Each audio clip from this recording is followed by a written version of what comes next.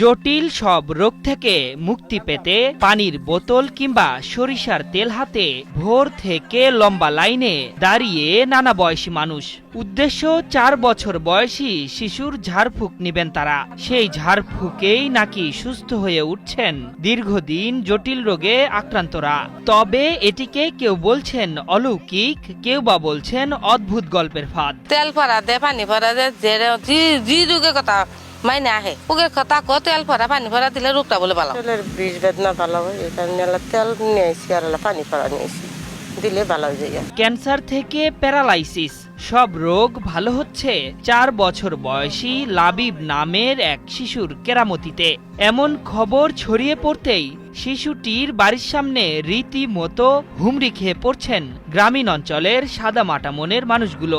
মেলা ডাক্তারও দেখেছি, করবে তো দেখেছি, কোনো সুস্থ হয় না। এর কাছে আসছি দেখে নেই বাবুর রসুল্লে আল্লাহ কি করে। ওই যে কাজী বাড়ি হয় বরবেটাও ভালো হয়েছে, আগে নাড়ি ঠিয়ে দিয়ে আটতো, নাড়ি নুড়ি ঠিয়ে লাগে না, সেই অনেক সুস্থ হয়, বাজারও যাইতে পারে হাইডি। প্রতিদিন ভোর থেকে সকাল 10টা এবং বিকেল 5টা থেকে 2 ঘন্টা 2 ধাপে চলে এই ঝাড়ফুঁকের কার্যক্রম। রোগী ও তাদের স্বজনরা জানান, এই শিশু কবিরাজের পানি পান ও তেল পরা মেখে বাত ব্যথা, হাঁপানি, ক্যান্সার, প্যারালাইস সহ বিভিন্ন জটিল ও কঠিন রোগ থেকে মুক্তি মিলছে। ক্যান্সার, প্যারালাইসিস যে কোনো রোগ সব রোগী আল্লাহ না করে আল্লাহ মাফ করে